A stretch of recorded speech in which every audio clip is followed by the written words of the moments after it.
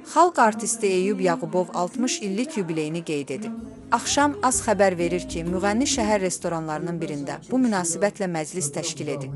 Gecədə sənət aləminin tanınmış simaları yer alıblar. Məclisdə çıxış edən Yaqubov bütün sevdiklərim və əzizlərim bir araya yığışdı. Bu gözəl bir bəhanə idi. Sevdiklərimi bir araya yığdım sözlərini deyib. Gecədə xalq artisti Brilliant Dadaşova ilə Yaqubov rəqsi ilə diqqət çəkib.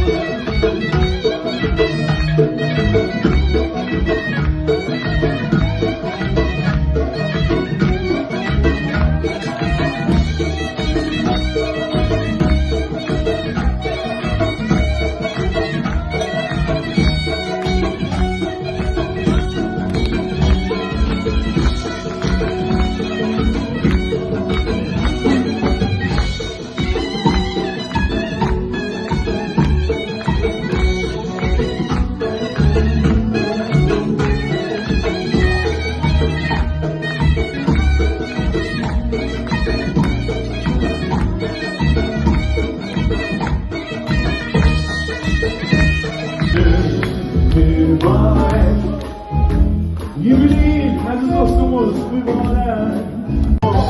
Brilliant Dadaşova. Çiçeğim sen, çiçeğim Saçlarını olmaz, benim yok, güzelliğine yuvarlanacağım.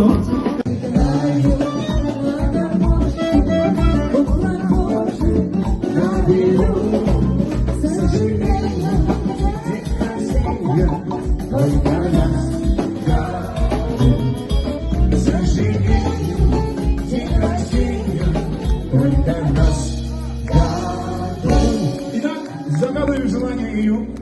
Отчет пошел. 5, 4, 3, 2, 1. Birlikte aziz dostlar. Eyüp.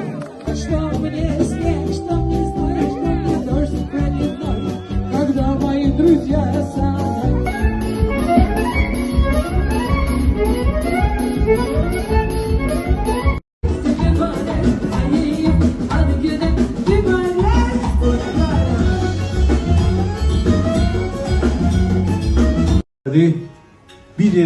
Bir yere yığışdıq. Bütün sevdiklərim, əzizlərim, hamımız xoş gəlmişsiniz, hamımız bərabəriyik, şükürlər olsun Allaha.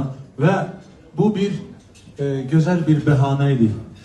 Bu yubiley gözəl bir bəhanədir ki, hamının sevdikləri bir yerə yığmaq üçün.